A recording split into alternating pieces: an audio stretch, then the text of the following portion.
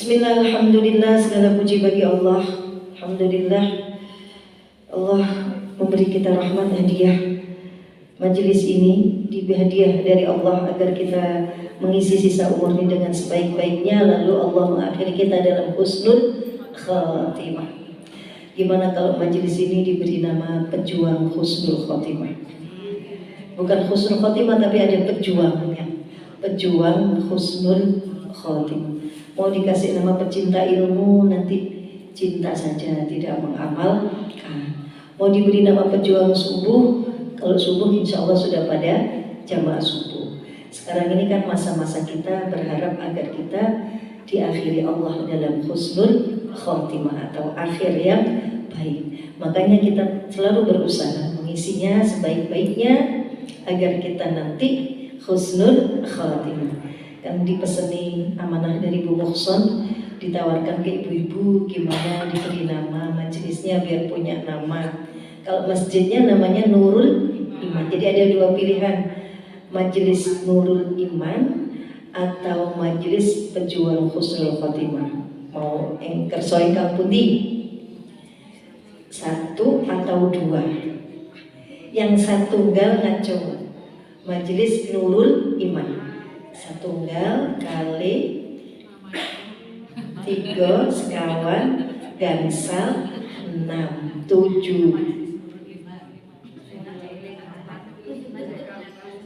8 Ibu 9 ya. Yang kedua majelis pejuang husnul khotimah setunggal. Berarti ini betul ketinggal. Kalau ibu-ibunya yang sepuh tetap bersandar, yang agak mudaan barisnya di depan gimana? Biar bisa kelihatan, karena melihat yang ngajar itu termasuk bentuk ibadah ya. Monggo, jadi soft ya. Yang muda-muda, yang cantik-cantik. Jadi dengan ini bismillahirrahmanirrahim, majelisnya namanya Majelis Nurul Iman, Majelis Nurul Iman. Alhamdulillah. Terima kasih cahaya iman. Monggo ingkang Bu nggih. Kersane saged ketinggal nggih. Bisa lihat wajahnya. Kalau lihat wajahnya tuh jadi enak gitu ya. Lega nggih. Iya. Tak lihat maka tak sayang. Sampun nggih.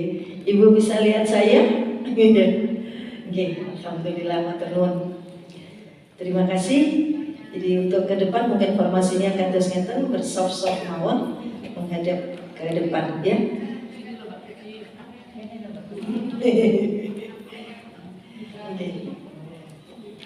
Bismillahirrahmanirrahim. Allahumma sholli wa sallim wa barik ala sayyidina Muhammad wa ala alihi wa sahbihi ajma'in, amma ba'd. Sebelumnya mari kita kirim Fatihah. Tadi sudah untuk Shahibul Rotib Al-Haddad. Sekarang kita kirim untuk Musannaf Hadal Kitab Bidayatul Hidayah Syekh Al-Imam Al-Ghazali rahimahullah ta'ala wa nafa'ana bihi wa bi'ulumi fid darain. Tadi kita belum baca Fatihah untuk ayah sama ibu kita, untuk ayah dan ibu kita, untuk suami kita, untuk anak-anak kita, untuk seluruh keturunan dzurriyyah kita, untuk Pak D, Pak Le, sanak kerabat, ipar-ipar kita semuanya, keponakan-keponakan seluruhnya kita bawa ke sini dalam bentuk ruhnya, kita ambil, kita pegang. Semoga Allah berkenan ridho dengan yang kita lakukan dan sampai cahaya ilmu ini ke hati mereka semuanya. Untuk di alam kubur, Allahumma ghfir lahum warhamhum wa'afihim wa'afu anhum waj'alil jannata mathwahum. Wahai ayah, ibu, terimalah kami melakukan ini, berharap Engkau senang di sana, di alam barzah Engkau dalam keadaan terampuni, disayang oleh Allah segenap kelemahan, dan cahaya ilmu itu sampai untuk terangnya kubur panjenengan. Al-Fatihah. A'udzubillahi minasyaitonir rajim. Bismillahirrahmanirrahim. Alhamdulillahi rabbil alamin. Ar-Rahmanir Rahim. maliki yaumiddin, iyyaka na'budu wa iyyaka nasta'in, ihdinas siratal mustaqim, siratal ladzina an'amta 'alaihim ghairil maghdubi 'alaihim waladdallin. Rabbi ighfirli wa liwalidayya wa lil mu'minina amin. Kita lanjutkan taklim bidayah kita sampai di halaman berapa, Bun? 8 atau 9 atau 10 atau lupa ya. Stosongin kemarin tuh ada presenternya yang enak gitu, ikutin ya. Ya silakan, udah pokoknya nih host paten ya. Bismillahirrahmanirrahim. Sebelumnya Umi review sebentar biar nyambung, biar panjenengan boten terlalu loading ya. Jadi sekarang ini kita belajar tentang biografi Imam Ghazali. Untuk daftar isi kurikulum yang akan kita pelajari selama kita ngaji kitab ini, kita sudah tahu ya. Kemarin itu mulai taat sampai nanti membersihkan hati dari penyakit-penyakit hati yang utama. Dan memang salah satu syarat untuk mencari ilmu itu kita kenal guru kita, kenal gurunya, biar tidak salah aliran dan salah guru. Maka dari itu sekarang kita pelajari biografi Imam Al-Ghazali. Kemarin kita sudah belajar beliau lahirnya di Taus di daerah Khorasan di Iran Utara, dan ayahnya adalah seorang tukang tenun ya, yang sangat senang berkhidmat kepada guru. Ayahnya Imam Al-Ghazali, setiap ada guru menyampaikan sesuatu, beliau duduknya tuh selalu depan dan kayak nggak mikir apa-apa, pokoknya khusyuk gitu, terus nyambung ke Allah. Setiap ada guru kayak ngaji enak gitu, ya Allah anak saya ya Allah, anak saya ya Allah. Beliau bukan orang pintar, namanya juga tukang tenun, bukan kiai, guru, bukan. Tapi beliau senang sekali ngaji dan senang berkhidmat kepada guru dalam bentuk seperti tadi. Setiap ngaji selalu disambungkan ke anak beliau. Ternyata nyambung. Akhirnya Allah jadikan dua anaknya, Syekh Imam Ahmad dan Imam Muhammad, dua-duanya menjadi ulama besar yang pikiran-pikirannya, karya-karyanya sampai sekarang mempengaruhi, membuat hidup begitu banyak orang berubah. Beliau tahun 500, sekarang sudah 1400, dan begitu fenomenal karyanya. Kenapa? Didasari atas hati yang ikhlas. Jadi bukan keluarga cendekiawan, bukan keluarga orang pintar, tapi orang yang tulus mengabdi kepada guru, kepada ilmu. Ini ayahnya Imam Al-Ghazali. Kemudian bagaimana pendidikan Al-Ghazali? Kemarin belajar fikih dulu kepada Syekh Muhammad Ar-Rozqani di kampungnya. Habis itu ke Jurjan untuk berguru kepada ganti guru lagi karena sudah cukup. Kayak sekarang itu SMP udah cukup, ganti pindah ke daerah lain, mondok lagi di Syekh Abu Nasir Al-Ismaili. Beliau banyak mencatat keterangan dari Syekh Abu Nasir ini. Jadi dulu nggak ada kitab, gini nggak ada. Jadi murid itu mencatat semua omongan guru untuk dibaca lagi di rumah. Begitu juga cara belajarnya Imam Al-Ghazali. Kayak ngomong gini sambil dicoret semua, bukan inti-intinya dicatat semua. Kemudian di rumah dihafalkan. Di Imam Al-Ghazali itu punya kecerdasan kayak mesin scan gitu. Semua yang dilihat gini seret, langsung nempel, langsung diucapkan lagi dengan fasih beliau bisa. Omongan guru apa saja itu dicatat, kemudian apa tadi? Kayak mesin apa? Scan. Kayak scanner gitu, langsung jalan dan langsung maju. Itu kecerdasan Imam Al-Ghazali.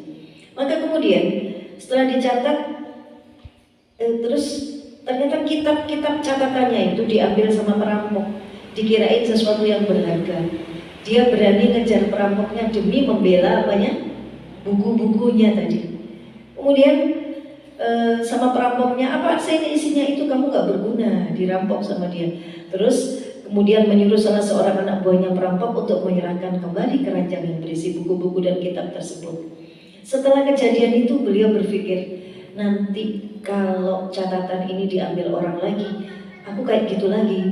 Jadi sekarang selepasnya beliau sampai ke TOS, selama kurang lebih 3 tahun, beliau menghafal semua catatan yang diperoleh dari Syekh Abu Nasir, sampai hafal semua.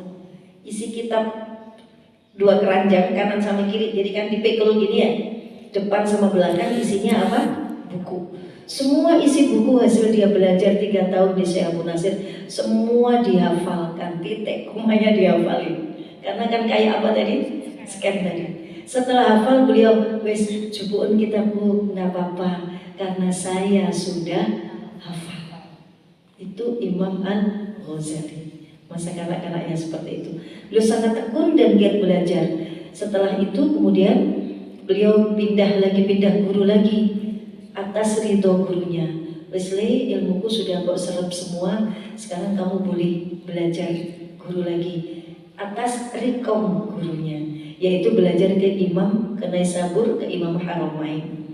Belajar lagi ke beliau. Beliau sangat tekun sehingga beliau mahir dalam bidang Al-Quran, hadis. Pertama kali belajarnya bukan Al-Quran, fikih. Pada masa kanak-kanak beliau belajarnya ilmu fikih, bukan tafsir. Kemudian setelah agak dewasa remaja, Al-Quran, hadis, mantek dan retorika. Mantek itu public speaking, ilmu belajar berbicara. Beliau belajar itu dari Imam Al-Haramain. Kemudian selain itu beliau juga mendalami ilmu hikmah, ilmu filsafat, sehingga beliau paham betul uraian pakar-pakar ilmu itu. Beliau memang cerdas. Karena kepandaiannya dalam berbagai bidang ilmu itulah gurunya Imam Al-Haramain menjulukinya Bahrun Mughtiq. Bahrun itu artinya laut, Mughtiq yang gak ada tepinya. Dia seperti laut yang tak bertepi. Ilmunya nyegoro, kalau kata orang Jawa, nyegoro, bagaikan segoro. Bahrun Mughtiq. Atau setrika yang cepat panas. Beliau juga dijuluki setrika yang cepat panas. Yaitu tadi, kalau sekarang setrika itu ya mesin fotokopi atau mesin scan, cepat panas, ya langsung. Kalau kita kan masih loading, loadingnya lama, susah sinyal, itu kita. Kalau beliau setrika yang cepat panas, Bahrun Mughtiq. Sekarang monggo dilanjut. Pertemuan dengan Menteri Nizamul Mulk. Halaman 10. Okay. Pertemuan dengan Menteri Nizamul Mulk. Ketika Imam Al-Haramain wafat, maka Al-Ghazali pergi menjumpai Wazir Nizamul Mulk yang sangat terkenal cinta kepada ilmu dan ulama. Al-Ghazali dalam beberapa pembicaraannya dengan para ulama maupun dengan menteri sangat memukau Wazir Nizamul Mulk. Beliau kemudian diangkat oleh Wazir untuk menjadi guru besar pada Universitas An-Nidromiyah di Baghdad. Beliau lalu pergi menuju Baghdad pada tahun 484 Hijriah. Jadi pindah dari mana tadi? Dari Iran, pindah ke Irak di Baghdad. Untuk apa? Menjadi kepala sekolah atau rektor Universitas An-Nidromiyah. Wazir itu perdana menteri Nizamul Mulk yang cinta ilmu terpukau dengan ketika beliau memberikan kuliah. Ini oke nih, ini keren ini. Maka beliau diminta mengepalai Universitas An-Nidromiyah Mulk. Sampai sekarang masih ada. Zaman itu universitas internasional paling fenomenal itu adalah Universitas An-Nidromiyah. Mahasiswanya mahasiswa dari seluruh dunia zaman itu. Karena Baghdad itu pusat ilmu pengetahuan. Perpustakaan Baghdad, perpustakaan yang terbesar sebelum dihancurkan oleh dinasti Genghis Khan, dibakar semua perpusnya sampai Sungai Efrat. Sungai Efrat, Sungai Tigris itu jadi jembatan yang bangun jembatannya adalah dari buku. Sungainya penuh buku sampai bisa dilewati. Buku dari mana tadi? Kitab dari mana? Dari perpustakaan Baghdad. Jadi itu benar-benar ketika Amerika nyerang Irak yang diserang Baghdad, karena Baghdad itu pusat budaya, pusat culture, pusat ilmu pengetahuan. Yang diserang itunya. Kalau ingin melemahkan orang itu, yang diserang informasinya, apa yang masuk ke pikirannya, karena yang mengubah seseorang itu adalah informasi atau ilmu yang masuk ke dia, itu yang bisa mengubah. Maka Baghdad diserang perpusnya, termasuk apa ini? An-Nizamiyah. Monggo dilanjut. Beliau lalu pergi menuju Baghdad pada tahun 484 Hijriah dan mulai aktif memberi kuliah di lembaga pendidikan tinggi tersebut. Seperti panjenengan, ini kan para profesor, para dokter ya, sama kayak beliau.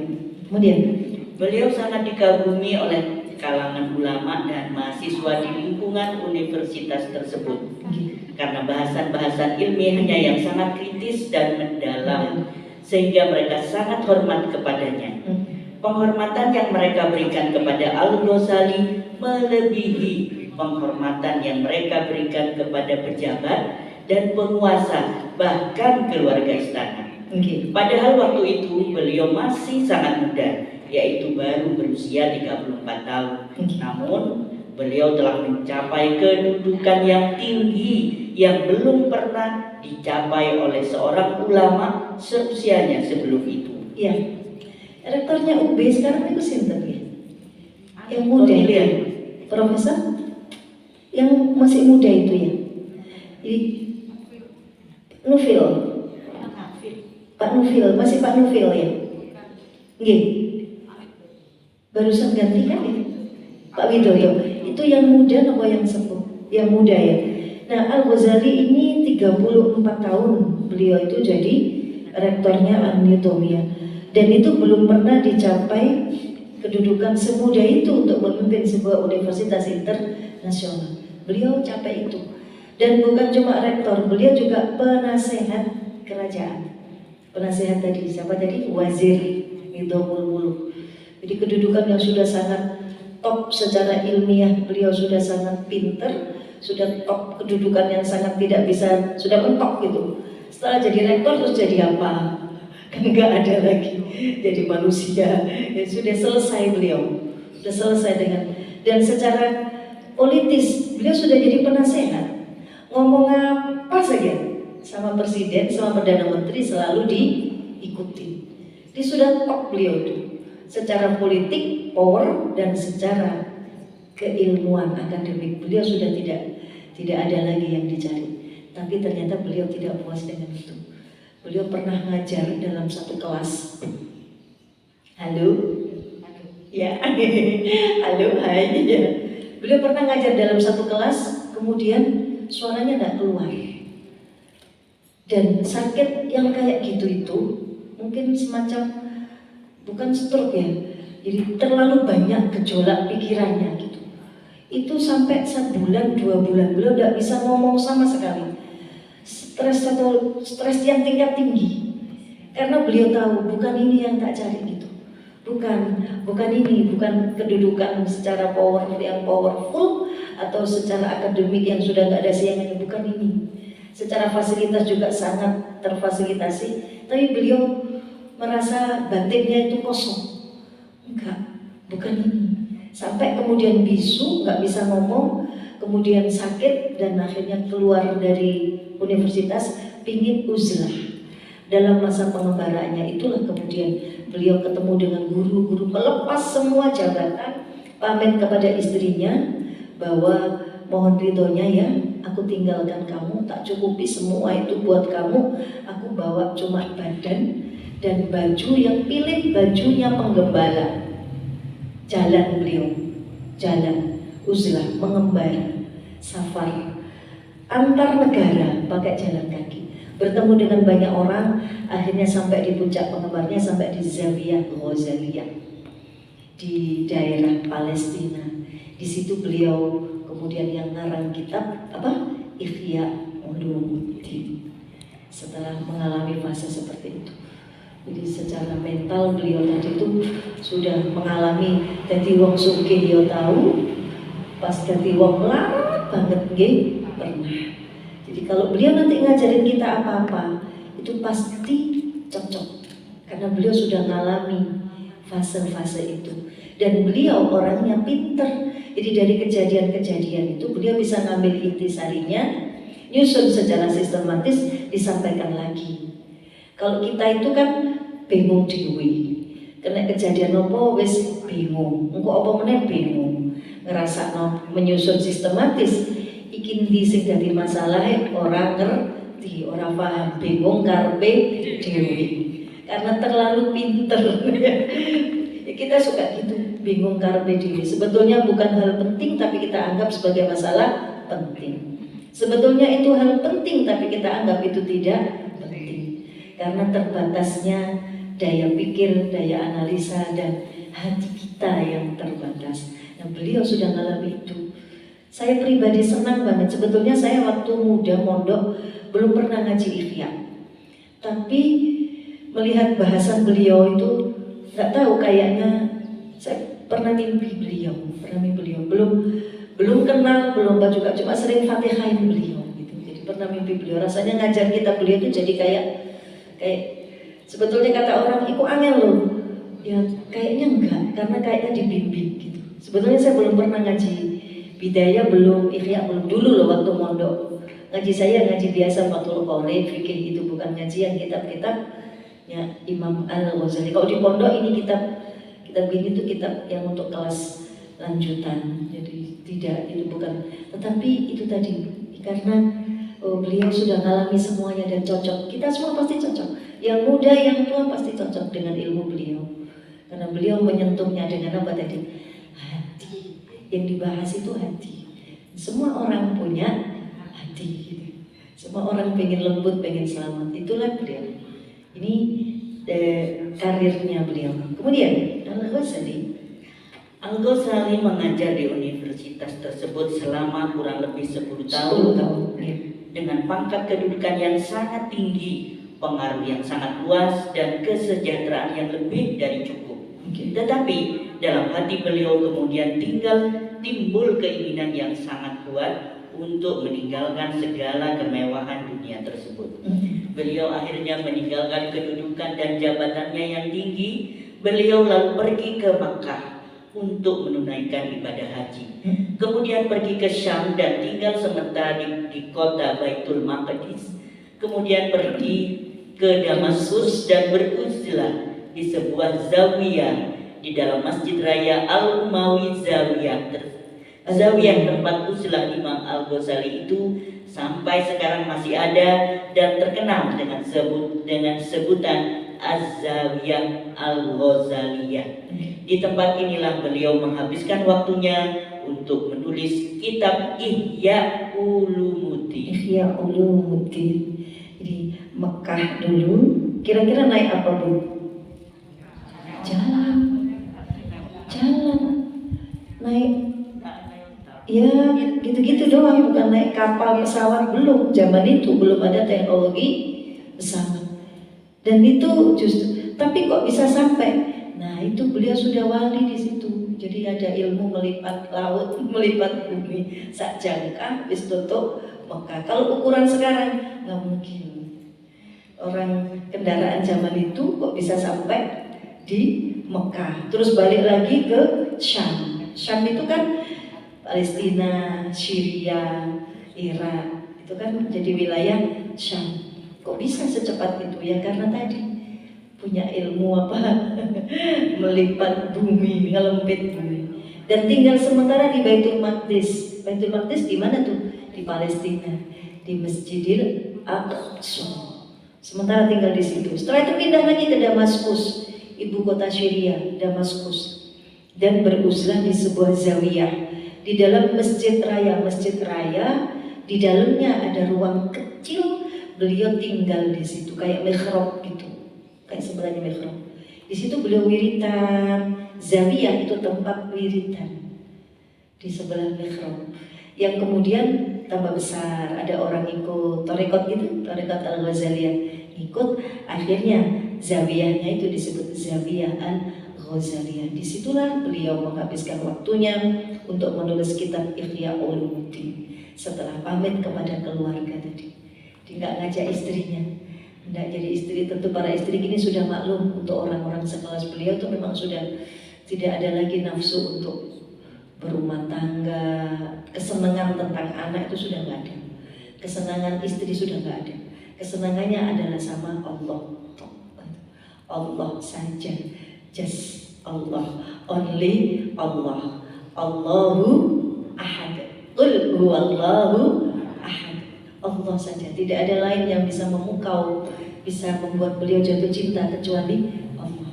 Maka itu beliau kemudian uzlah. Ini awak dewi meskipun uzlah kadang moco HP, beliau sudah lepas dari pengaruh-pengaruh itu semua. Nah, waktu di Zawiyah itu apa kemarin udah sampai ini ya, yang beliau itu tinggi gitu di menara gitu, itu nggak pakai makan, jadi ya tiap hari puasa, makanya hanya biji-bijian yang dikirim oleh burung. Kalau jagung satu ya satu jagung, untuk sekian hari nggak ada kirim jagung ya udah nggak makan, pokoknya nggak mikir makan, karena sudah nggak mikir makan. Di kitab Ihya itu kan orang sudah selesai dengan nafsu perutnya. Dia nggak mikir misalnya puasa gitu, engkau aku buka apa ya, sudah tidak ada gitu. Nah kita kan sahur apa, buka apa, masih mikir. Bahkan ketika yang puasa kita sendiri, kita pun masih mikir itu, karena kita belum selesai dengan urusan apa tadi, perut. Padahal pun kalau kita sudah selesai dengan urusan perut, tanpa mikir nanti buka apa, sahur apa, itu indikator puasa itu berhasil. Nanti Allah itu akan kirim sendiri, nggak tahu lewat apa itu. Kalau kita sudah tidak mikir buka atau sahur apa, kadang dikirim enak, kadang ya nggak kirim apa-apa, tapi kita nggak sedih, ya tetap puasa saja gitu. Bisa minum air keran, bisa apa gitu, apa saja. Berarti hari ini Allah kirim air keran. Kalau nggak ada gini-gini, ya nggak apa-apa, nggak masalah, karena sudah selesai urusan apa tadi, perut. Jadi tidak benar-benar nggak mikir. Ibu-ibu kalau puasa masih mikir kan, buka sahur, nah itu di situ berarti puasanya itu belum nilai yang sesungguhnya dari puasa, yaitu melepaskan nafsu perut. Gitu. Nggak bisa bisa itu, bisa. Ya nanti dia ini caranya ya bertahap gitu. Pertama puasanya Senin dulu, Senin sama Kamis. Untuk puasa yang tidak mikir sahur, saat ketemu nih. Kalau gitu kemudian puasa yang tidak mikir buka, saat ketemu nih. Nanti Allah kirim, ada yang nganter. GoFood nih, bukan. GoFood itu berarti masih mikir. Buka apa ya? Itu masih mikir. Itu sudah tidak mikir, sudah otomatis. Imam Al-Ghazali. Lanjutnya, zuhudan. Bagaimana zuhudnya beliau? Zuhud itu terlepas dari kecintaan kepada dunia. Nah, itu namanya zuhud. Sezuhud apa beliau? Itu ada dibahas ini. Kok bisa beliau sampai nggak mikir buka, nggak mikir sahur? Bisa begitu ya? Ini dia. Silakan. Al-Ghazali dalam menjauhkan diri dari hidup senang dan mewah. Beliau lebih suka memakai pakaian yang terbuat dari bahan yang paling kasar dan tidak banyak makan dan minum. Beliau senang berlindung di tempat-tempat yang sepi, membiasakan dirinya hidup sengsara, membebani dirinya dengan amalan-amalan ibadah yang berat, dan menguji dirinya dengan berbagai macam amal kebaikan, hingga beliau menjadi pemuka manusia dengan tetap hidup sederhana. Ini banyak kalimat-kalimat tersembunyi di sini ya. Jadi Al-Ghazali kok bisa sezuhud itu? Karena beliau dengan sadar menjauhkan diri dari hidup senang dan mewah. Kita tahu beliau sudah ngalami tadi, tapi dengan sadar beliau menjauhkan. Jadi kalau ada senang dikit beliau malah nggak senang. Wong niatku ini menjauhkan dari senang. Kita masih sebaliknya, golek senang. Lemper empuk, lemper atos, milih sing empuk. Wong enakan ya empuk. Kalau Imam Ghazali milih sing akal. chaos, menghindari apa tadi? Senang. Menjauhkan diri dari hidup senang dan mewah. Kok mewah, senang aja enggak. Bahkan beliau lebih suka memakai pakaian yang terbuat dari bahan yang paling kasar. Ada katun Jepang, ada katun Wolfish, ada katun saringannya tahu gitu ya, yang jarang-jarang. Beliau pilih yang apa? Saringannya tahu. Yang paling kasar. Beras ada 15.000, ada 14.000, 13.000, 10.000. Kalau ada 5.000 1 on, ada 5.000 paling kasar. Beliau pilih yang 5.000. Dengan sengaja pilih yang paling kasar untuk pakaian dan untuk makanan. Ini mujahadahnya. Sudah bukan manusia lagi yang dilihat itu, tapi bisa sampai gitu. Karena awalnya beliau mendidik dirinya itu seperti itu. Ngetes dirinya. Kemanten, saya nggak pakai baju bagus, berani nggak? Ya nanti lah, berarti masih belum berani.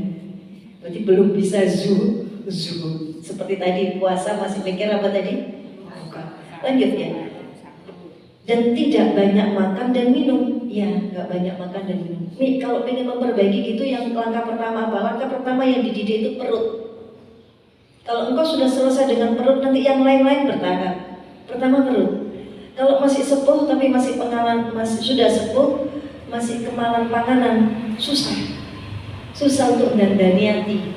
Kalau kita sudah berumur tapi masih kemalan panganan itu nopo? Soto nek gak soto gaenan niku. Berarti masih apa? Kemalan panganan. Bikin rujak kudu mateng empuk kabeh. Bikin sayur asam gak ono, jangan bumbu racik, harus ngulek. Harus dianu sendiri, konirnya diparut. Itu berarti masih kemalan panganan. Dan itu bukan untuk orang lain, tapi kita ini ke diri sendiri. Kalau saya masih gitu, gak selesai Bu. Gak selesai. Yang pertama dididik apa tadi? Perut. Puasa, sering puasa. Biar perutmu terbiasa dengan makanan apa saja. Karena orang puasa itu apa saja jadi berasa enak. Karena lapar. Minum air putih saat kita buka puasa, enak apa betul? Wah enak. Ya Allah, air putih enak ya Allah. Betul, pasti air putih enak. Kalau enggak puasa, sing banyu ojo sing putih ya, sing warna-warna, jangan air putih. Masa air yang putih ya, yang hijau apa yang kuning, yang boba-boba, yang banyak isi-isinya gitu. Kalau belum beres dengan urusan apa tadi perut. Jadi para jamaah, kalau kita ingin mendidik diri kita agar tidak diperbudak nafsu, langkah pertama adalah apa tadi? Mendidik perut. Yang rajin puasa. Senin Kemis kurang, ada ayyamul baik. Bertahap tapi bertahap. Pertama, kalau nggak puasa makanannya jangan banyak-banyak. Yang dulu 1 piring, sekarang setengah piring. Itu pelajaran nanti pada saat perut, tapi saya sampaikan sekarang. Kok Imam Ghazali bisa begitu? Karena yang dididik pertama kali apa tadi? Perut. Setelah perut nanti apa? Setelah perut nanti lisan, poso bisu. Benar-benar maskeran terus wis. Nggak ngomong, nggak WA kalau nggak penting. Benar-benar dijagain. Nggak ngomong itu setelah berhasil puasa apa tadi? Perut. Mari setelah lisan, mata. Puasa mata. Nggak metu. Saya juga nggak keluar nih, nggak senang keluar. Tapi semua tak lihat di YouTube, di TikTok, di IG, Reel, semua tak lihat nih. Itu berarti puasa matanya belum puasa. Berjam-jam di Tokped, Tokopedia belum bisa. Kalau untuk sendiri ya, untuk kepentingan sendiri kita tidak, untuk kepentingan orang beda. Itu cara itunya tadi. Maka lihat beliau. Kemudian beliau senang berlindung di tempat-tempat yang sepi. Berlindung tadi di mana tadi? Zawiyah. Merasa tenang, merasa nyaman ketika sepi. Sepi hanya ada saya sama Allah. Itu kenyamanan beliau. Dan membiasakan dirinya hidup sengsara. Seperti para nabi-nabi lah gitu didik dirinya dulu. Lalu membebani dirinya dengan amalan-amalan ibadah yang apa itu? Membebani dirinya dengan amalan-amalan ibadah yang berat. Jadi ibadahnya pilih yang berat. Tahajud ada 2, ada 20. Pilih berapa beliau? 20. Sholat sunnahnya tuh udah ratus ribu gitu. Ya kita enggak lah, belum. Maka itu omongan beliau, bukunya beliau jadi begini, apa tuh, daging gitu, bermakna banget. Karena memang seperti itu proses yang dilalui. Kita tahu, alhamdulillah tahu janji dalam kitab Bidayatul Hidayah. Kemudian ibadah pilih yang berat, lalu menguji dirinya dengan berbagai macam amal kebaikan. Itu yang saya bilang tadi. Amal kebaikan itu macam-macam, ada cari ilmu, ada silaturahim, ada berbakti kepada orang tua, ada sodako, ada apa lagi? Sabar ketika sakit, ada jamaah ke masjid. Ini macam-macam amal kebaikan. Nah beliau itu ngetes dirinya dengan berbagai macam. Contoh sodako, aku sekarang sodako sudah berani, aku sodako 10 juta itu enteng. Pertamanya dulu aku 2.000, Marno naik 5.000. Aku nggak pernah sodako 2.000, minimal berapa? 5.000. Naik lagi 10.000, naik lagi terus. Sampai ketika kita sudah merasa enteng, ketika sodako juta-juta, lulus bab sodako. Lalu tak uji lagi diriku dengan ujian sabar. Apa itu sabar? Diuji dengan anak nakal, putu nakal, mantu nakal. Ada tak mantu nakal? Ya ada, ya mesti ada itu. Suami wis tuwek-tuwek nakal. Itu namanya ngetes perkara apa tadi? Kesabaran. Sodako lulus, tapi sabar belum tentu lulus. Nah beliau begitu ngetes dirinya. Kalau sekarang ibu-ibu dihadapkan dengan suami yang nakal, berarti panjenengan sedang dites sama Allah untuk perkara sabar. Jangan dibalik gini, aku ya wes sodako, kok suamiku masih belum baik ya? Ya memang sekarang tesnya ini tes suami, tes sabar. Suami oke, anak oke, morotuwo ndak patek oke. Yaitu tes apa tadi? Kesabaran. Andai kemudian dinilai Allah kita sudah lulus, apakah selesai? Enggak. Kita harus ngetes diri kita. Dites soal silaturahim. Aku tuh tidak seneng kok silaturahim itu, biasanya ngerasani prono-prono itu aku tidak patek seneng. Senengku tuh di omah gitu. Tipeku tuh introvert, tidak seneng silaturahim. Nah, tes silaturahim. Bagaimana kumpul dengan banyak orang tanpa engkau merasa sombong? Bagaimana kumpul dengan banyak orang tapi tetap merasa nyaman, rendah hati? Nah, beliau sudah mengalami itu. Mentes, menguji dirinya dengan berbagai macam jenis ibadah. Nanti kita begitu, Bu. Jangan aku saiki senang di masjid kok, belum selesai. Masjid apa kalau maghrib? Sekarang ganti subuh. Ganti lagi taklimnya. Uji dengan berbagai macam ibadah.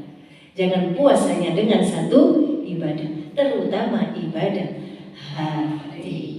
Apa tadi? Sabar dan syukur.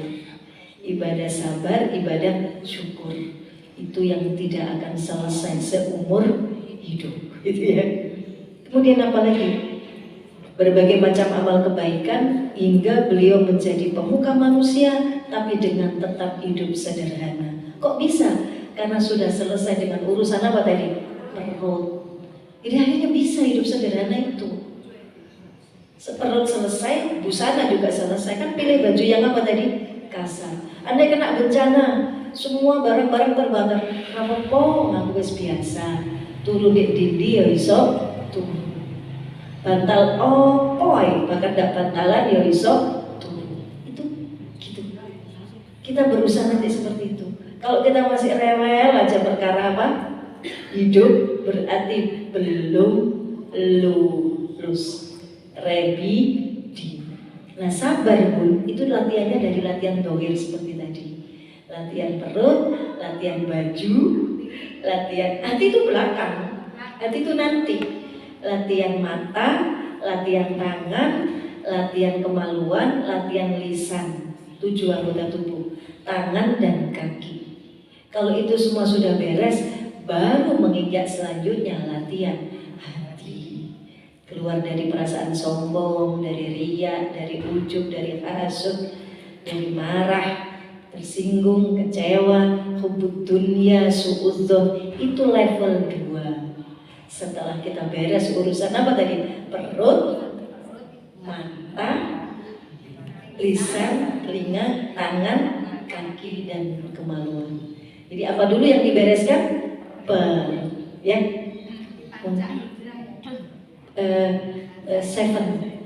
seven indra, 7 itu sabta indra. Karena neraka itu pintunya ada 7. Pintu neraka ada 7, yang masing-masing pintu itu untuk masing-masing maksiat. Maksiat mata ada nerakanya sendiri, maksiat tangan ada nerakanya sendiri. Dibakar nanti mata ini di neraka. Neraka siksa bagi mata. Ada neraka untuk maksiat tangan, maksiat kaki, maksiat lisan. Nah kalau saya ya ini jelek, neraka itu menganga semua. Ayo sini, kita dicaploki gitu. Semua kepingin kita, kepingin bakar kita, karena maksiatnya tadi banyak. Di pintu neraka ada 7 yang masing-masing untuk setiap maksiat anggota badan. Tadi ada 7 tadi. Gitu. Dilanjut lagi. Apa ada pertanyaan di sini? Menakutkan. Tidak ya? Menakutkan. Iya. Kemudian aktivitas Al-Ghazali setelah beruzlah.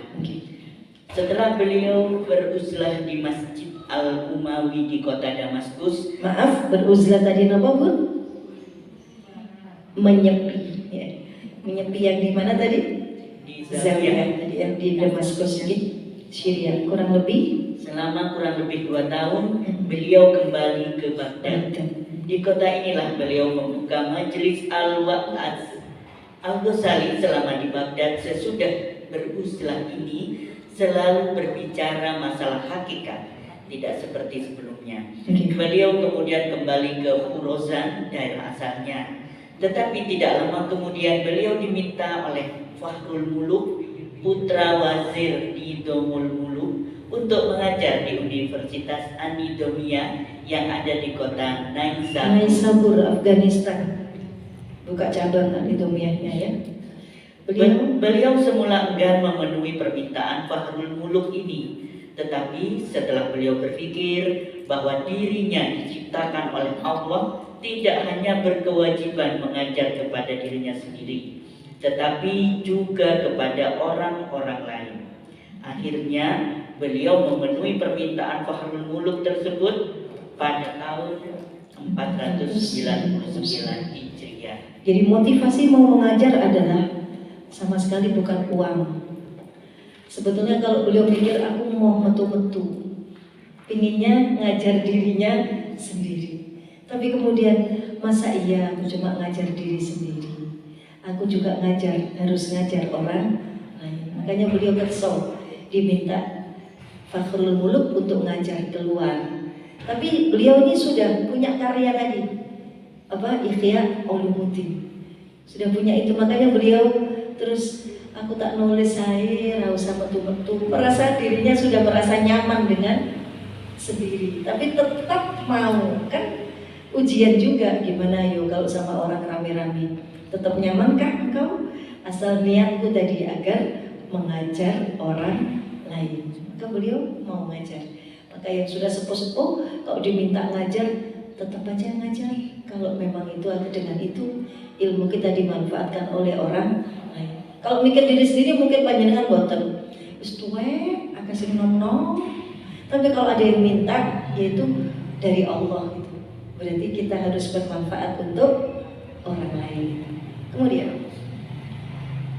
Kemudian pada tahun 500 Hijriah beliau kembali pulang ke Taus karena Fakhrul Muluk meninggal dunia dalam suatu pembunuhan yang dilakukan oleh kelompok Hasyas, yaitu kelompok ekstremis sekte Syiah Ismailiyah.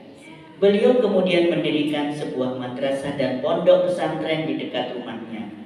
Di tempat inilah beliau menghabiskan sisa-sisa usianya untuk mengajar para santri, menghatamkan Al-Quran, melakukan sholat-sholat sunnah dan puasa sehingga dipanggil Allah Subhanahu wa Ta'ala. Namanya semakin harum, derajatnya makin tinggi, lebih tinggi daripada bintang-bintang di langit, dan cahaya petunjuknya lebih terang daripada sinar bulan purnama di kegelapan malam. Tak seorang pun membencinya kecuali orang hasud dan orang zindik saja. Zindik itu orang yang belajar fikih saja, tidak mau belajar tasawuf, hanya belajar dohir saja. Sah atau tidak, sah atau tidak, boleh atau tidak, boleh atau tidak. Tidak mempertimbangkan amalku ini diterima atau tidak. Itu zindik. Memisahkan antara fikih sama tasawuf. Ada kan orang Islam yang begitu, tidak mau belajar tasawuf? Itu masuk kategori orang apa ini? Zindik. Orang yang kayak gitu benci Al-Ghazali. Karena Al-Ghazali setelah uzlah tadi di Baghdad, setelah uzlah beliau bahasannya selalu hakikat. Karena sudah beres urusan fikihnya. Kemudian hakikat. Nah ini Fakhrul Muluk tadi dibunuh oleh kelompok Syiah Ismailiyah. Ini kelompok Syiah yang ekstrim itu. Syiah yang benar-benar membenci Sayyidatina Aisyah, Sayyidina Abu Bakar, Sayyidina Umar bin Khattab. Pokoknya menganggap semua sahabat itu merampok kekuasaan dari Sayyidina Ali. Pokoknya benci banget. Padahal Aisyah juga ummahatul mukminin. Abu Bakar juga mertuanya Rasulullah, kan ahlul bait juga. Syiah yang ekstrim, Syiah yang bunuh-bunuh itu, yang menghalalkan bunuh. Nah, Fakhrul Muluk ini Sunni musuhnya Syiah secara politik. Jadi Sunni akhirnya musuh Syiah, Syiah membunuh Fakhrul Muluk. Pada akhirnya politik itu begitu. Dan daerah-daerah sana Syria yang sekarang itu disebut apa itu Bu? Yang orang apa? Kalau sini di Indonesia itu iki kelompok apa? Yang ingin mendirikan Syria lagi itu ISIS ya. ISIS itu S-nya itu kan Syam Syria ya. Nah, kelompok-kelompok itu memang ingin mendirikan kayak Syria. Padahal di Quran sudah ditegaskan kalau daerah-daerah Syria, Irak, Kufah itu daerah terkutuk gitu, tidak pernah damai. Memang itu sudah dihitungkan oleh Allah, sudah dinas. Daerah-daerah situ memang tidak akan pernah damai. Sayyidina Ali kan pindahnya ke Kufah dari Madinah, memindahkan pusat kerajaan ke Kufah. Itu sejarah yang lain. Nah, kelompok ISIS itu ingin menghidupkan kembali kekuasaan Syria. Yang di sini juga dulu pertentangan antara siapa tadi? Sunni sama Syiah, sama Islamnya, tapi ribut sampai bunuh-bunuhan. Perdana menterinya yang dibunuh. Bersyukur kita ditinggal di Indonesia. Cinta damai, Arema cinta damai, salam satu jiwa. Alhamdulillah kita ini damai, nggak ada urusan begitu. Maka ini harus kita syukuri. Masjid ini bisa tenang. Kalau di Syria nggak bisa Bu. Ya harus bom jedar-jedar, mesti ditanyain pahamnya apa, dimusuhin gitu. Ya Alhamdulillah. Kemudian lihat ya, orang kalau sudah sepuh kita begini, kegiatan kita hari-hari kalau sudah sepuh itu gini beliau kemudian mendirikan sebuah madrasah dan pondok pesantren dekat rumah, bikin sekolahan, bikin pesantren. Umur berapa ini? 500. Beliau lahirnya tahun 450, berarti umur 50. Orang kalau sudah umur 50 kembali ke asal. Jadi kegiatannya murni kegiatan akhirat Allah. Umur 50. Kita sudah 50? Sudah lebih 50 ya. 50. Kemudian di tempat ini beliau menghabiskan sisa-sisa usianya. Apa kegiatan beliau? Ngajar santri-santri, menghatamkan Al-Quran. Ini Bu, kalau tua ini kegiatannya menghatamkan Al-Quran, mengajar para santri. Karena kita tidak bisa ngajar, otomatis kita belajar. Ngaji di mana-mana. Yang gurunya yang benar, jangan sampai salah guru. Nanti dia salah guru, ya ilmunya juga salah gitu. Ngaji, menghatamkan Al-Quran, melakukan sholat sunnah karena kodoknya udah selesai, dan puasa hingga dipanggil Allah. Itu kegiatan tua itu begitu. Ngaji kesana sini, kemudian apa? Menghatamkan Al-Quran, sholat sunnah yang banyak. Seandainya masih ada kodok sholat, ya kodoknya diselesaikan sejak kita balik sampai kita tua. Sholat yang terlewatkan harus dikodok. Tidak boleh kita sholat sunnah, niat sholat sunnah sebelum yang wajib selesai. Diselesaikan dulu yang wajib. Kalau sudah selesai, kita bisa menyibukkan diri dengan sholat sunnah. Kalau belum selesai, sibukkan dirimu dengan kodok. Biasanya masalah kita yang tadi itu, masalah kesabaran, biasanya pokoknya adalah bermasalah dengan sholat. Anakku nakal, sholat kita pasti masih belum beres, ada yang belum kita bayar. Bojoku nakal, biasanya sholat kita belum beres. Sholat ibadah dasar. Mertuaku biasanya karena sholat kita belum beres. Ada tuh yang belum kita bayar itu. Rajin sholat sunnah tapi kodoknya belum selesai, itu masalah. Karena sholat sunnah kita itu minggir, gak kepake gitu, gak payu, dijual, gak dibeli Allah selama wajib kita belum selesai. Kan prinsipnya wajib itu kayak baju, terus sunnah itu kayak aksesoris. Mosok aksesorian gak kelambian, lak gondal gandul, atau sabuan gak sarungan. Sarung itu sholat fardu, sabuk itu sholat sunnah. Sunnah itu menghiasi, bukan busana pokok. Sholat wajibnya harus selesai dulu, baru kemudian kita bisa niat tahajud, tasbih, duha. Kalau belum selesai di waktu tahajud, tapi niatnya sholat qadha. Qadha apa nih? Yang belum selesai Pak, semua belum selesai dari dohor dulu. Usolli fardhu dhuhri qadhaan lillahi ta'ala. Dilakukannya waktu tahajud. Nanti habis sholat subuh, kan tidak boleh sholat sunnah tuh. Tapi qadha itu wajib. Jadi tidak ada waktu terlarang bagi sholat qadha. Di semua waktu wajib segera diselesaikan sebelum nanti Allah panggil. Karena sholat itu tidak bisa di take over, nggak bisa diwariskan. Kalau utang KPR rumah bisa di take over oleh asuransi, utang motor bisa di take over, utang sholat nggak bisa. Harus kita sendiri yang bayar. Dengan apa? Dengan siksa. Satu kali tidak sholat itu nerakanya 8.000 tahun. 8.000, bukan 800. 8.000. Negara ini aja umurnya masih kemarin ulang tahun ke berapa? 77. Negara ini belum 100 tahun. Selama negara ini lahir sampai sekarang, berarti orang yang pejuang-pejuang yang itu ya masih, kalau nggak sholat masih disiksa, belum selesai. Karena satu kali sholat berapa tadi? 8.000. Dunia ini sudah umur 8.000 belum? Kalau tahun Masehi masih tahun 2022, belum tahun 8.000. Bahkan orang yang lahir di tahun 1 Masehi masih disiksa, dikubur karena satu kali meninggalkan sholat dengan sengaja itu 8.000 tahun. Berat meninggalkan sholat itu dan tidak bisa diganti dengan ibadah lain. Kalau sholat sunnah tadi fungsinya apa tadi Bu? Aksesoris. Harus pakai baju dulu, baru pakai jepit, baru pakai peniti. Jangan sampai penitian tok enggak kelamben ya. Begitu. Kocomotoan enggak kadoan. Gimana itu kocomotoannya? Mari ngono foto. Ya.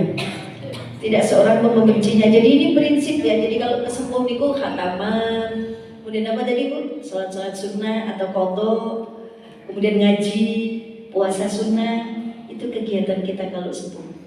Jadi senam-senam, yo senam, kolo-kolo, ojo sampai bendino senam, bendino karnaval, yo ojo masuk bendino karnaval. Bendino masak-masak, ini masak-masak udah, karena udah beres urusan apa tadi? Perut udah beres. Kalau kita masak lebih kepada menyenangkan orang lain. Putuku mau datang, aku pengen nyeneng sama putuku. Mantuku, anakku mau datang, aku pengen itu lebih ke mengentertain orang lain, ibadah menyenangkan orang lain. Tutuk nyeneng no ilatku dewe. Kalau aku ndak gitu, tapi untuk orang lain. Menyenangkan suami. Ya, kalau suaminya sudah mendalami ini, nanti suaminya juga sudah beres urusan perut. Tapi kalau suaminya belum ngaji gini, ya suaminya masih kepingin ini itu. Aku pingin sambelannya mama, lah itu berarti belum beres urusan apa tadi perut gitu. Tapi ya udah apa-apa, nggak usah dilokno orang itu prosesnya. Sama tuh ngaji udah lama, cuman aku turun beres urusan perut ya, cok itu ya.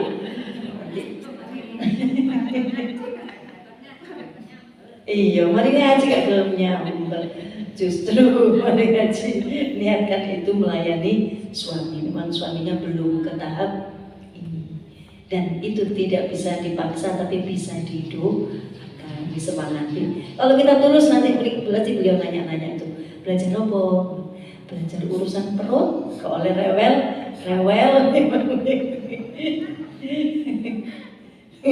Lanjut, peringatan. Sampai sebentar Bun, sampai sini ada pertanyaan? Iya, silakan Bun. Okay. Waalaikumsalam warahmatullahi wabarakatuh. Okay. Misalnya mengkodoknya itu duhur, juga kita sepatkan kodok Duhur, asar, okay. Boleh saja.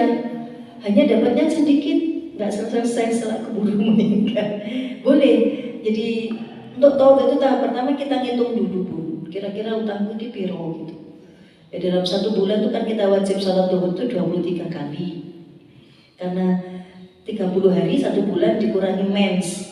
Mens kan tidak wajib dikodok. Berarti kita wajib sholat duhur itu 23 kali. Mulai balik. Kita bisa kilas balik tuh flashback. Aku SMP sering sholat apa sering gak sholat duhur? Sering gak sholat. Dari 23 itu sering gak sholat. Kira-kira aku utang 20. Sholatnya sebulan cuma berapa? Bisa bayangin Bun, 1 bulan sholatnya duhur mestinya berapa kali? 23. Dulu waktu SMP sering sholat apa sering gak sholat duhur? Sering gak sholat, sekolah aku mlebu awan, telat disenari Pak Guru, makanya aku gak sholat duhur. Jadi sholatku paling dino Ahad tok, pas di omah. Berarti 1 bulan maksimal kita sholat 3 kali. Berarti gak sholat berapa kali? 20. 1 bulan 20 kali. Selama SMP 2 tahun kan kelas 2 balik 20 kali 1 tahun kali 12 kali 2 itu utang duhur kita selama SMP. Nanti asar juga dihitung, itu caranya ngitung. SMA, ya SMA juga 3 tahun aku ngitungnya pas sekolah saja. Jadi ngitungnya bukan rinci apa berapa kali, tapi itu dulu sering sholat atau sering nggak sholat. Ya sering sholat, bapakku itu keren. Oh ya alhamdulillah aman. Mungkin dalam 1 bulan ada sehari atau 2 hari nggak sholat, di 1 bulan 2 hari kali 12 kali berapa tahun, gitu caranya hitung. Setelah ketahuan angka duhur berapa ribu, asar berapa, baru kita mulai kodok. Kodok itu dimulai urut dari duhur dulu boleh, dari subuh dulu boleh. Kalau habis duhur kodok duhur, habis boleh juga begitu, kan itu juga kategori urut. Tapi gitu berarti sehari kita cuma dapat kodok duhur berapa? 1 atau 2 ya, sebelum sama setelah. Sehari kita bisa 10 kali kodok. Dan ini utangi 1000. Nah, berarti butuh waktu berapa hari itu kalau sehari 10? 300. Berarti 300 ya? 100 hari untuk nyaur duhur. Kalau sehari rutin 10 kali sholat. Dan itu bisa lebih cepat kalau gini Bun. Kita hitung duhur dulu berapa. Sekarang saya konsen nyaur duhur. Duha nyaur duhur. Sholat duha jam segini-segini pagi duhur. Atau panjangnya kalau mau lebih cepat lagi itu bisa 1 tahun beres semua itu. Sehari itu bisa 40 sampai 50 kali sholat. Ada ibu yang begitu Bu ngamalin sampai lutut betis depan itu sampai warnanya hitam. Dulu suaminya nakal banget ya, kawin di sana punya istri, udah nggak usah mikir suami, nggak usah minta cerai, fokus saja nyelesain sholat karena ternyata kodoknya banyak. Masih muda tapi memang dari muda bermasalah sama sholat, makanya terus ada masalah sama suami biasanya karena bermasalah sholat. Terus Begitu anaknya sekolah, suaminya lagi di mana, kunci pintu, ceklek, dia kodok, koyok aerobik gitu, kodok salam berdiri lagi. Sehari itu bisa dapat 40 sampai 50 kali sholat sehari.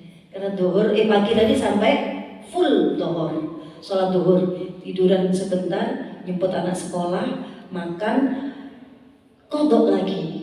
Nanti habis maghrib kodok sampai isya, habis isya kodok lagi. Tahajud bangun tapi sholat kodok. Sehari bisa berapa tadi? 50. Dalam 1 bulan sudah menopause gitu, kalau 30 1.500 kodok, selesai 1 bulan. Kodok 1 kali sholat, gitu caranya. Ya harus dihitung dulu. Kenapa harus dihitung? Karena malaikat punya hitungan. Dan hitungan siksa itu per hari. Sholat sunnah kita, apakah bisa nutup? Nggak bisa. Karena sunat tadi statusnya aksesoris. Bajuan dulu, bajunya dipakai dulu. Artinya wajibnya harus dikerjain dulu. Saya udah belajar fikih, Bu. Semua 4 mazhab itu sepakat bahwa qadha sholat itu hukumnya wajib. Semua sepakat. Kapan wajibnya? Secepatnya. Dan untuk apakah sholat sunnah itu hukumnya boleh atau haram, itu masing-masing imam berbeda. Untuk Imam Maliki, sholat sunnah itu malah haram, dosa. Kalau wajibnya belum selesai. Nggak kebayang kan? Sholat tapi malah dosa. Kita sholat tahajud, menurut Imam Maliki kamu dosa. Kenapa dosa? Karena dohormu belum selesai, asarmu belum selesai. Bukannya tahajud itu sholat bagus, waktunya yang bagus. Sholatnya bisa sholat apa saja, waktunya itu yang bagus, momennya itu yang bagus. Jadi panjenengan kita bisa niat sholat apa saja, tapi di waktu tahajud, duha, untuk rezeki, nggak apa-apa sholat duha di waktu duha, tapi niat mau sholat qadha. Habis sholat qadha nanti doa sholat duha, Allahumma inna duha duhauka wal bahauka wal jamaluka. Tapi saya sholat qadha. Gitu, nggih. Terima kasih pertanyaannya. Wonten malih? Gimana? Nyambung nggih. Enggak sholat. Sholat. Oke.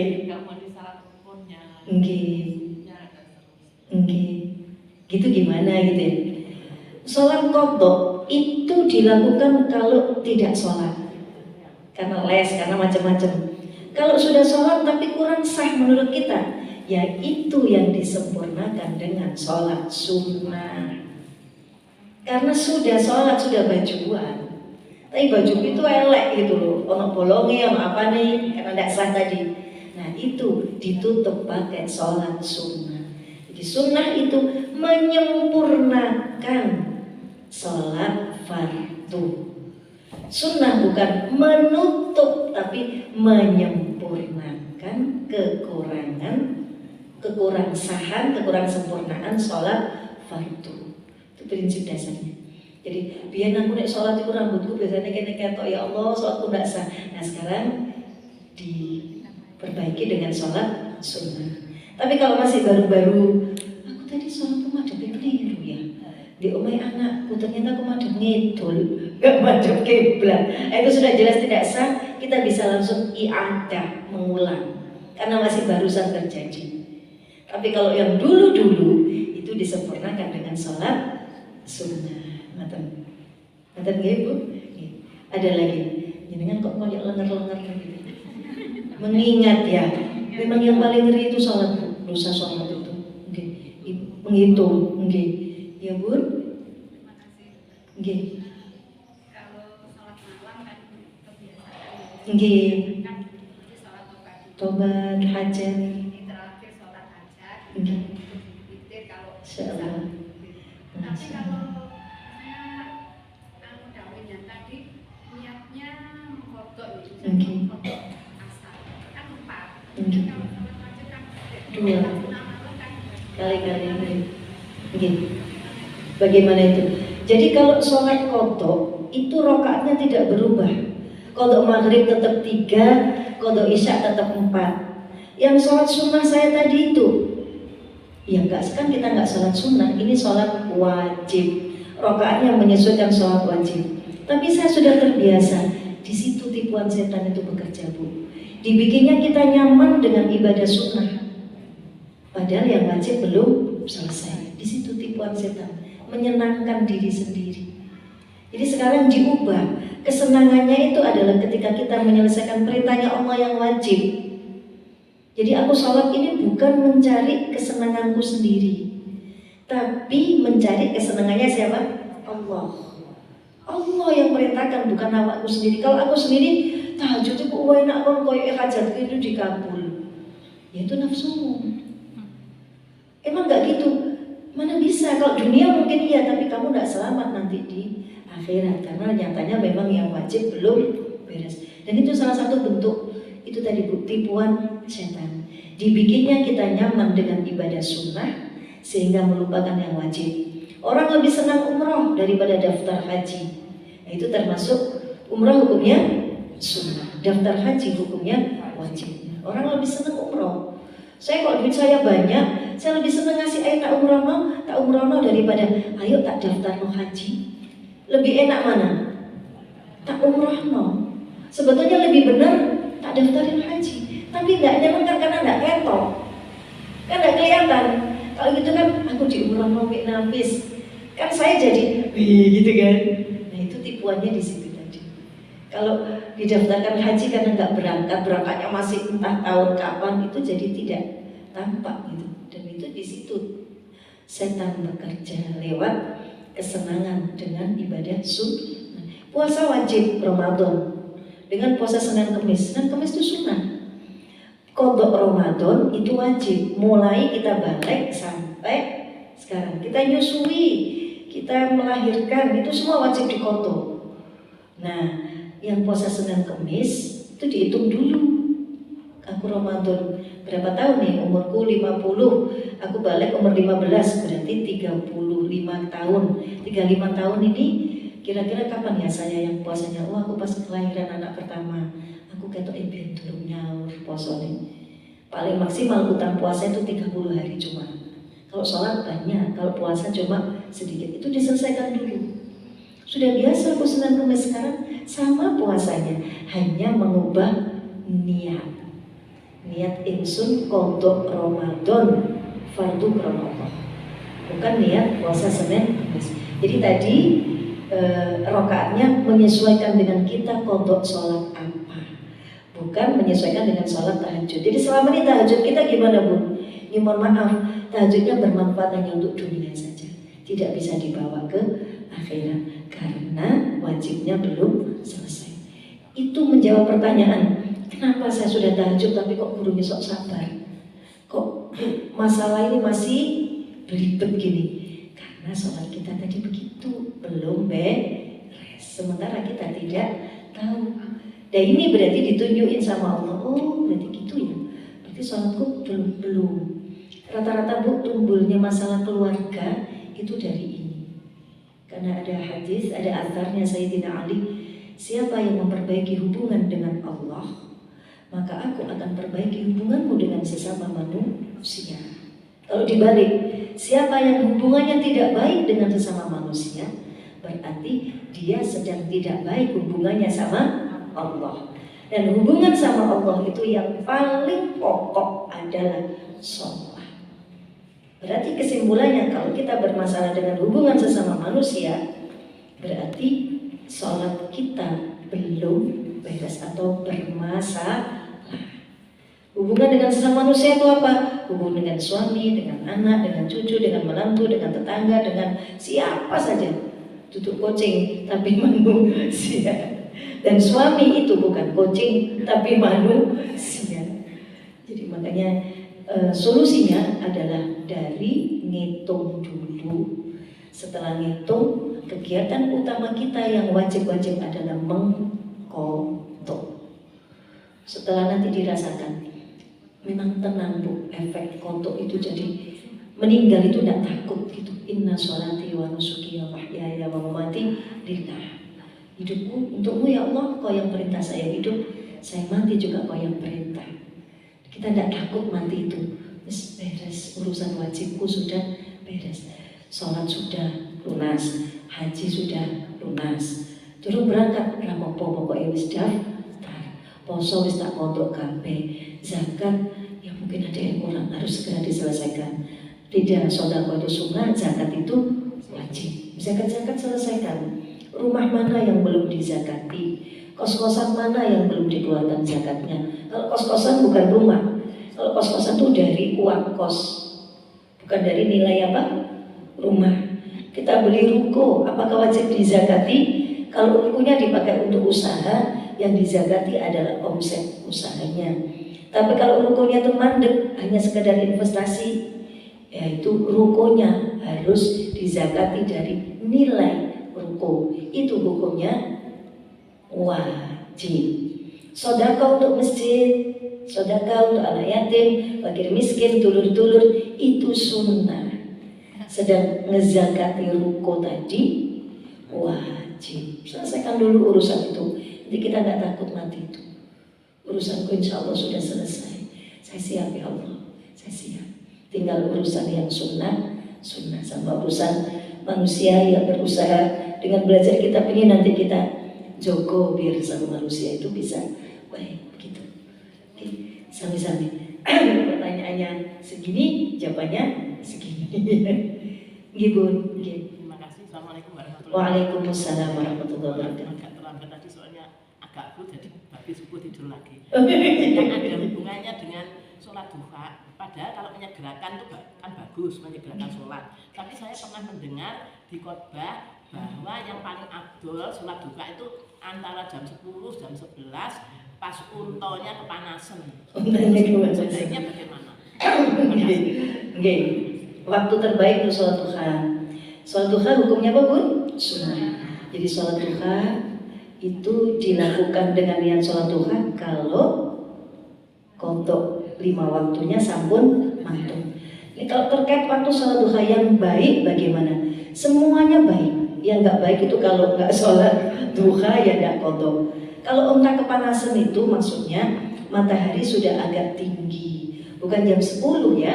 Dan di sini jam 8 mana ya wis anget keker itu. Unta ya wis anget. Unta itu anggap aja kita awak dewi kerasa anget awak ya itu jenenge siang. Tapi kalau kemudian untuk ibu-ibu yang muda-muda masih bekerja, ya dosa nih jam 8 sholat duha. Bos izin saya sholat duha. Ora oleh wong wayahe kerja dibayar kok sholat duha. Tukang karena nunggu unta panas. Tukang jam 10 kemudian dia laut untuk sholat duha. Ora oleh.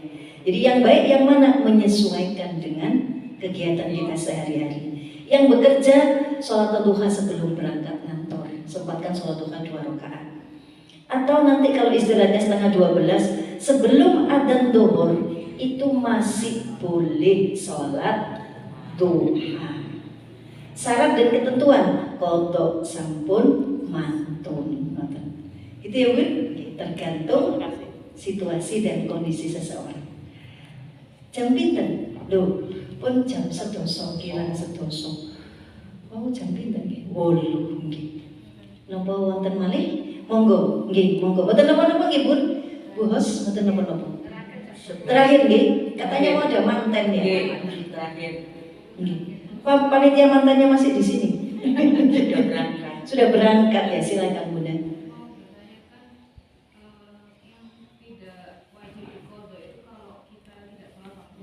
Mens. Untuk menghitung kodoknya itu dihitung dari sebelum kita balik apa Sesudah balik. Jadi ketika masa kecil Boten. Karena waktu kita belum balik, kita belum terkena hukum wajib. Jadi kita nggak dituntut untuk hal-hal yang tidak wajib. Atau kita, maaf kalau kita belum Islam, kita Islamnya setelah umur 40.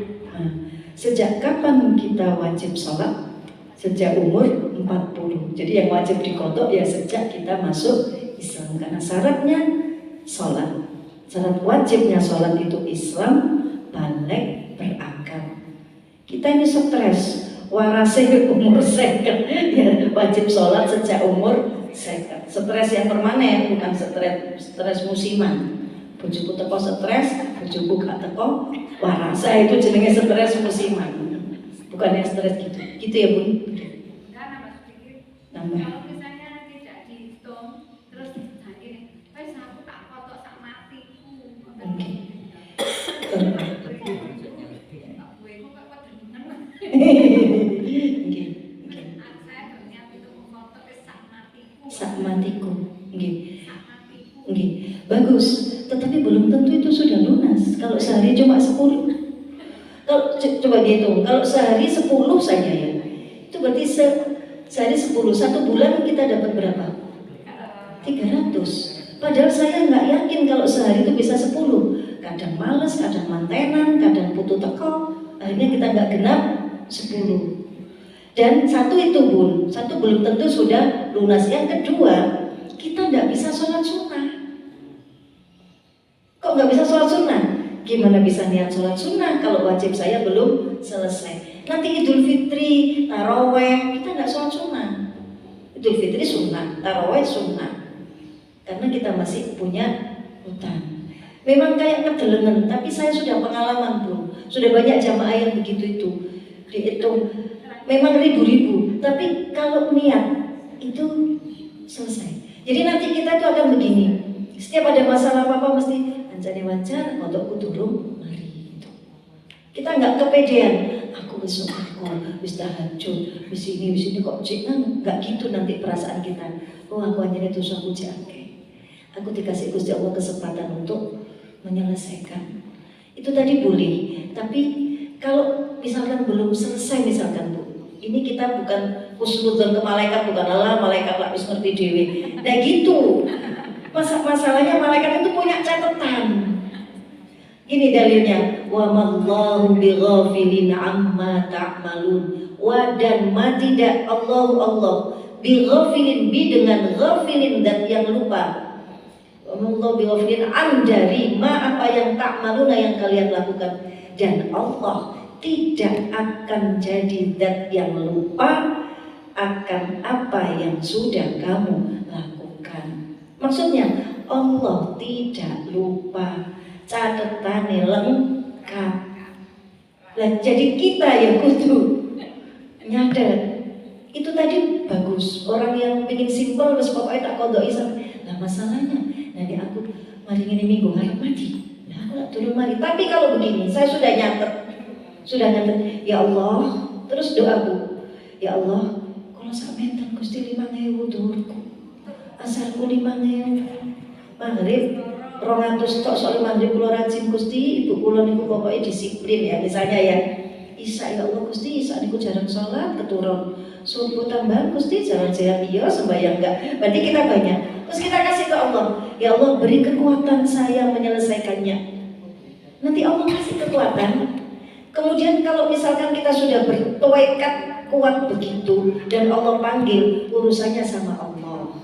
Tapi kalau kita kepedean, mari Gusti Allah telah pengampun. Nah itu yang masalah justru di situ itu. Allah itu pengampun bener, tapi gak kayak awakmu. Soalnya awakmu ngeremeh, gitu.